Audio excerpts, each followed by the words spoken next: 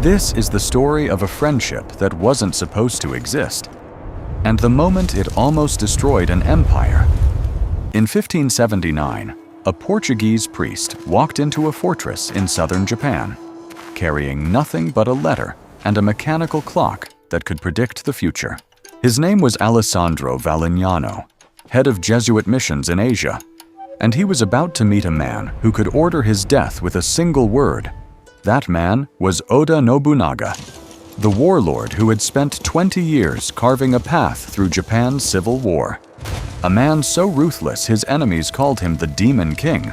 Nobunaga had burned monasteries full of monks, slaughtered entire villages that opposed him, and crucified Christian converts in his own territory just months before. And now, standing in his throne room, was the most powerful Christian in Asia. The meeting should have ended in blood. Instead, Nobunaga did something nobody expected. He laughed, ordered wine brought in, and asked Valignano to wind up the clock and explain how it worked.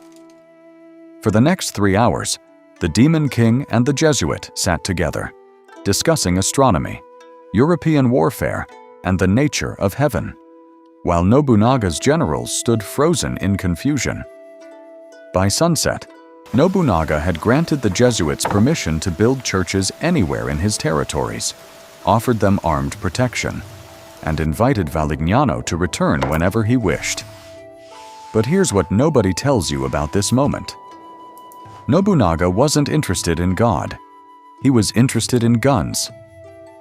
The Portuguese had arrived in Japan 36 years earlier with something the samurai had never seen: matchlock rifles called Tanegashima, weapons that could punch through armor from 50 yards away. Nobunaga had built his entire military strategy around these guns, while his rivals still clung to swords and bows. And he knew the Jesuits controlled the trade routes that brought gunpowder and weapons into Japan. So the friendship wasn't about faith, it was about leverage. But Valignano knew this, and he didn't care. Because he had his own plan, the Jesuits had been trying to convert Japan for decades with almost no success. Japanese Buddhism was too deeply rooted, the social hierarchy too rigid, and foreigners were treated with suspicion or contempt. But Nobunaga was different. He hated the Buddhist monasteries because they had political power. He hated the old aristocracy because they opposed him. And he was actively dismantling the old order, which meant if Valignano could convert Nobunaga, he wouldn't just win one soul, he'd convert an entire empire from the top down. So both men walked into that room with hidden agendas, and both men walked out thinking they'd won. For the next 3 years, this impossible friendship deepened. Nobunaga invited Jesuits to his councils, asked them to translate European military texts, and even allowed them to preach in his castle town, where thousands of Japanese peasants and samurai converted to Christianity. He wore a rosary, not because he believed, but because it unsettled his enemies and signaled his alliance with European power. The Jesuits, meanwhile, sent glowing reports back to Rome, describing Nobunaga as a potential Constantine, the warlord who would make Japan a Christian nation. They didn't mention that he still executed prisoners, practiced Shinto rituals, and showed zero interest in being baptized. Both sides were performing, both sides knew it, and both sides believed they were manipulating the other. Then, in 1582, everything collapsed. Nobunaga was staying at a temple in Kyoto with only a small guard force when one of his generals, a man named Akechi Mitsuhide, surrounded the temple with 13,000 troops and set it on fire. Nobunaga fought until his sword broke, then retreated into the inner chamber and committed seppuku, ritual suicide. Rather than surrender, he was 47 years old. And just like that, the Jesuits lost their protector. Mitsuhide declared himself ruler and immediately began purging Nobunaga's allies, which included the Christians. Jesuit churches were burned, converts were hunted, and Valignano, who was visiting another province, had to flee in disguise to avoid execution. For 11 days, it seemed like Christianity in Japan would be erased. Then Nobunaga's best general, a peasant-born warrior named Toyotomi Hideyoshi, marched an army 200 miles in 5 days, crushed Mitsuhide's forces, and avenged his master. Hideyoshi took control. And at first, he protected the Christians, because Nobunaga had. The Jesuits thought they were safe. They were wrong.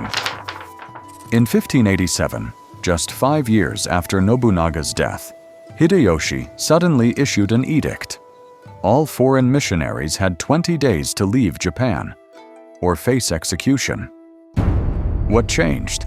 Hideyoshi had discovered something. The Jesuits weren't just converting peasants. They were converting daimyo, feudal lords, who commanded armies, and these Christian lords were starting to prioritize their faith over their loyalty to Hideyoshi. One lord had destroyed Buddhist temples in his territory. Another had refused a direct order because it conflicted with Christian teaching. And Hideyoshi realized what Valignano had been planning all along: conversion from the top down, which meant political control. The friendship had always been transactional, but now the transaction was a threat. By 1597, Hideyoshi ordered the crucifixion of 26 Christians in Nagasaki, including Japanese converts and foreign priests. By 1614, under the next shogun, Christianity was banned entirely, and Japan sealed itself off from the world for the next 250 years. The Jesuits never converted Japan, and Nobunaga never secured a permanent European alliance. Both men had used each other, both men had gambled, and both lost. But here's the final twist: that mechanical clock Valignano brought to the first meeting, the one that fascinated Nobunaga, still exists. It's in a museum in Japan, kept in perfect working condition, preserved as a national treasure, and historians argue about what it represents. Some say it's a symbol of European arrogance. Others say it's proof of Japan's curiosity about the outside world. But maybe it's simpler than that. Maybe it's just a reminder that even the most calculating friendships, the ones built on strategy and power and hidden motives, can still create something real. Because for 3 years, a Jesuit priest and a samurai warlord sat together, wound up a clock, and talked about the future.